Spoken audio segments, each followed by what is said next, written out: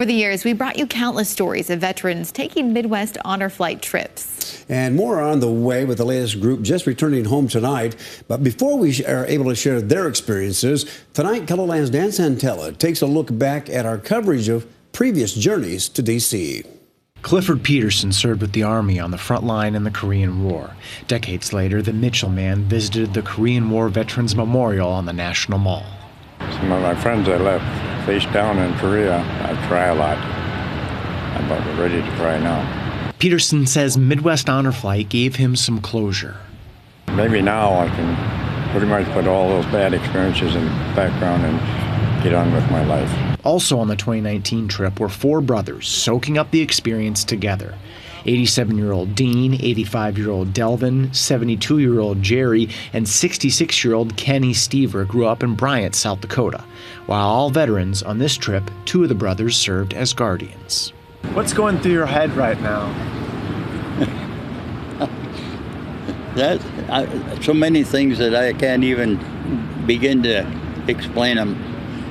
We've been to all these memorials and different things, and it's just been awful good. And I just appreciate all the people that put this on. Army veteran Obed Haugen took the trip in 2021. Just looking at this reflection pool, I didn't realize it's as long as it is. Or this Lincoln Memorial, the Washington Memorial, the Air Force Memorial. You know, you see pictures of them, but that's not the same as seeing them in person. Veteran Charlie Brown from Brandon served with the Army in Vietnam. The trip to Washington brought him to the Vietnam Veterans Memorial on the National Mall for the first time. It was kind of surreal. It was like I was telling my daughter, when you see the names on the wall, and all of a sudden they're pictures, you know, they show up in your mind, you know, and what they look like and what they were, how they were. So yeah, it was actually quite a traumatic event, really. Brown said the trip was good for him. Oh yeah, it was. Yeah, and like I say, I'm not sure if it brought any closure. It brought back a lot of memories, and hopefully it's not going to bring back the nightmares again. But I guess that's something we'll have to wait and see. On every Midwest Honor Flight trip, the honored veterans are front and center. But those they've left behind are front and center in their hearts and minds.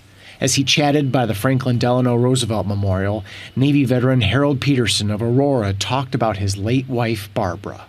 She was so happy that I was going to go. So my daughter's going as my guardian. A trip in 2022 included two sets of twins, Ron and Don Damstra, as well as Dean and Jean Beetlespacher. Being together as twin brothers on this honor flight, and you know, that both of us each having only one son, and our sons being our guardians today, made it a very special day. The way this honor flight is set up, it's just unreal how they take care of everybody. When Army veteran Dave McFarland from Correctionville, Iowa was at the Vietnam Veterans Memorial earlier this year, a statue caught his eye.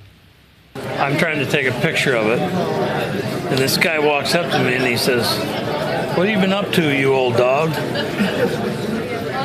I looked at him and I said, I didn't recognize him. He said, "I'm Charlie 6 Mike." And I said, "Well, that's who I was, Charlie 6 Mike." It's our call sign on the radio. That was far more than a coincidence. I looked at him and I said, "Take your hat off, your sunglasses. Who are you?" It was his best friend over in Vietnam, a man whom he hadn't seen for nearly 54 years. "I'm Bill Pepper." Like, oh my God. That's not quite what you said. I haven't. His daughter was McFarland's guardian on the trip. I had reached out to Bill and said, "Hey Bill, would you mind writing my dad a letter? Because he's going to go on this amazing experience and I just want you to be a part of it." And Bill's response to me was, "I got one better for you. How about I meet you there?" After all, meetings, whether done as a group, one-on-one, or alone with private thoughts and memories, are at the heart of these trips. With Eye on KELOLAND, I'm Dan Santella. And we will bring you stories from the latest honor flight later this week.